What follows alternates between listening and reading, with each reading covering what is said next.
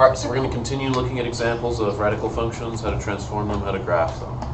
So, number one, I think I started you with delta. So delta of x. What is happening with delta transformation-wise, ladies and gents? Down 2. Left 6. I'm going to leave some space here. I heard left 6. Where's the 6? You have to break down the middle part to... You do. This one is a sneaky transformation. If it's got more than one transformation inside, you should definitely break down the inside by factoring. You're doing 5x plus 6. So I agree with John. It's going to be left by 6. What else? What's that 5 do? It's some kind of horizontal stretch or compression.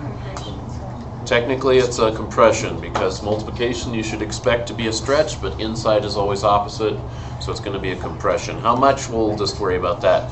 That's where the convenient point comes in to kind of scale it for us, okay? So let's just go down 2 and left 6 and we'll think about it. What kind of shape?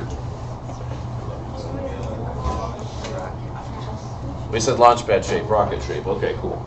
So we're going to go left 6, 1, 2, 3, 4, 5, 6, 1, 2 down right there. So you guys said a horizontal what? Compression. So horizontally compressing it means it's actually going to get steeper. How much steeper? 5 times? I don't know, 5 times steeper maybe. So maybe something like that. There's my guess.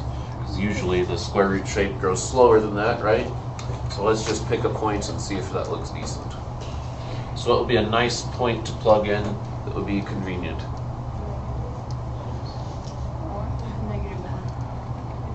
Remember, you're trying to think about 5 times what plus 30 equals nice. By nice, what am I talking about if we're in square root land? Cuatro and nueve and dieciséis and... Oh, come on, most of you guys have Spanish. Yeah, I'm in Jeez. Spanish. Okay. I'm in Spanish too, I still don't know how to count to 100. I do. 25, maybe? Yeah, something like that. 26? Okay, so how are we going to get that thing to be like 9? Let's try to make it 9. What could I plug in there to get 9? Ooh, that might be kind of tricky this time, right? Like I might have to go into fraction line. Let's see if we can come up with something better. -1, if we plug in -1, does that work? So -1 is going to be 5 times -1 plus 30. Ah, that's 25. Good choice. So the square root of 25 is 5 minus 2. Don't forget that guy. Is 3. So delta of -1 is going to be this minus 2, which we said is 3. So at -1, is it 3? I think mine looks decent. So I think I guessed the right amount of stretchiness. Cool? That's -2. Get the point. Okay, fine. I think it still looks good enough. Right? So remember, it takes a little bit of thought. That one was a little bit tricky for sure. Most of yours should be easier than that one to find a convenient point on. Okay, so let's do number 2. So epsilon. Epsilon of x. What is happening with epsilon? It's being flipped. It's being flipped which way? Flipped down, right? So you can say flipped down, you can say reflected. Today I'm going to switch up the vocab a little bit. This could be a reflection across the x-axis. That's one transformation. What's another one? Right by 2, I agree. And up 6, that one's the easy one. Okay, shape? Be more specific.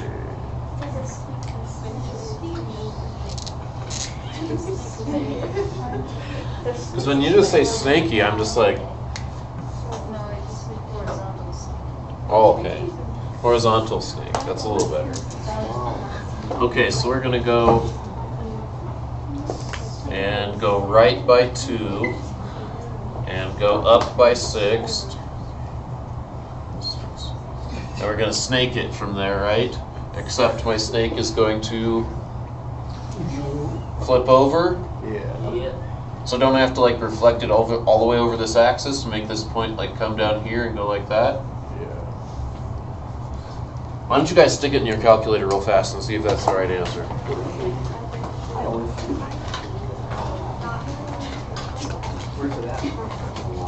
So if you're watching the video right now, you want to pause it, stick this in your calculator and see if this is indeed correct, because I think it's right too. I think it's up 6 and then I flipped it over.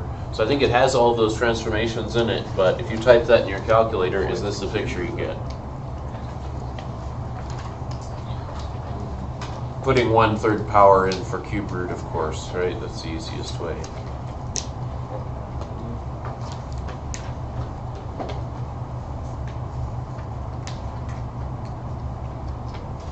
It's the right picture.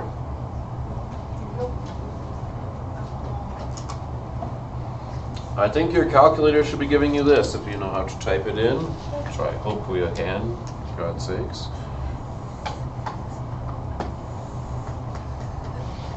Isn't it giving you something more like that? Yeah. What's the problem? I did all the things, didn't I? I mean, like, those are the right things. This goes back to something else we've learned in the past about transformations. If you do things in a different order, does it sometimes affect the problem? This is one of those times. Kind of. What order does that really say when you look at that problem there? Up 6 when, though? Do you do that first? Do you do that last? Isn't the up 6 kind of like on the very outside? So if you're thinking like PEMDAS, you can kind of do that. Most things in math and science work inside out. So I think you should go on the inside first, and let's think about it. So on the very inside, we have our right by 2, right? So we take our snake shape, we go right by 2. Then the next layer is the minus. So then you flip it, and you make your snake shape look like this. And then finally, you move it up. What does this thing look like?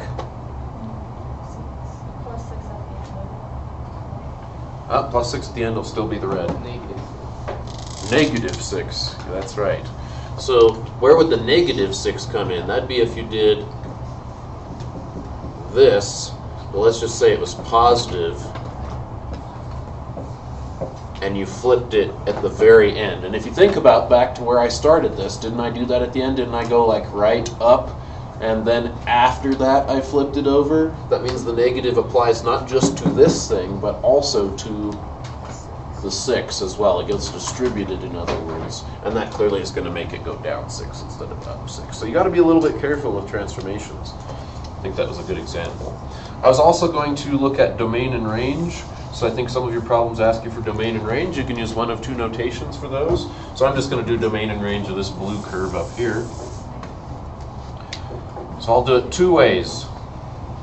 We learned interval notation. Definitely coming out of Algebra 2, you have to know how to express domains and ranges. It should be very easy. What's the smallest thing x-wise you can put in that blue curve?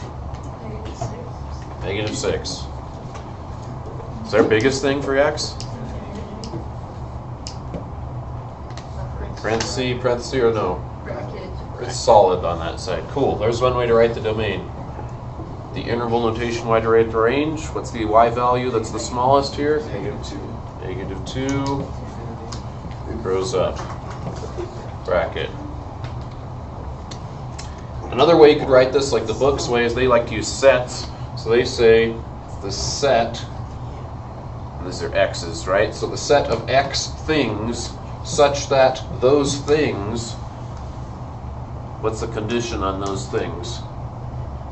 For the x, it's that they're more than or equal to 6, negative 6.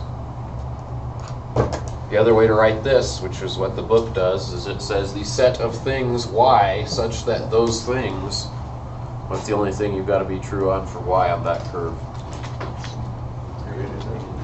It's got to be greater than or equal to negative 2. Last example we're going to look at today is this one. How many transformations are we supposed to do to the fourth root on this one? I think you can count, right? I see 4. Now, is there an order implied in the way that it's written, or can I just do any old order? How do you know there's like an order implied here? Then, finally, yeah. So let's get a fourth root going. We'll try to keep it in order so we don't make a mistake and come out with something weird like the last one that's in the wrong order. Put an X in there, I guess. What's it say to do first? So that means a negative goes somewhere, right? Where? The y-axis is this axis, correct? So that's horizontally, so that should be inside. So we're going to put a minus on the inside because that's where horizontal transformations belong. Cool? Next, it says go up by 4. So plus 4, where? Outside. Outside. I can put it here or there. I don't want to jam this up though, so I'm just going to go back here. Cool. Alright, then I used a new word. Your park test or PSAT or whatever this year might use this word instead of stretched. You might use the word dilated. It means the same thing. Like your pupils when they get dilated, like stretching out in a circular fashion, right? Okay, so if I dilate by a factor of 3, I guess I should say in which direction, horizontally or vertically. Let's say this is vertical. Where am I going to put that 3? Outside, because it's vertical. What's it doing outside? Times 3. Cool? I've made a mistake. I'm supposed to dilate just some of it or all of it. So this should be 3 times all of it. So this isn't 4 anymore. Now it's 12. Does that make sense? I have to dilate all of the function, not just like parts and pieces of it. It's a mistake lots of people make. And then finally I'm going to reflect it vertically, so I need to put a minus outside.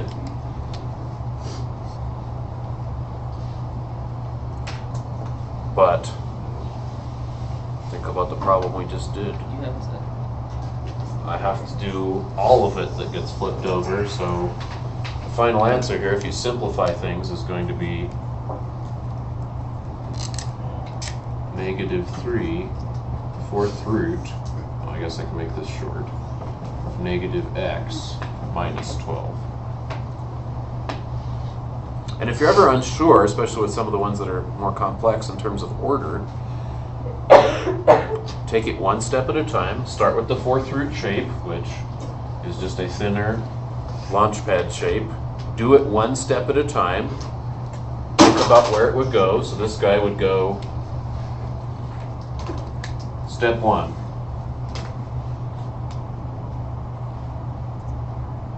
Slide. Step 2. Dilate. Step 3, except this thing slides up to 12 at that point and gets steeper. Dilated. And finally, step 4.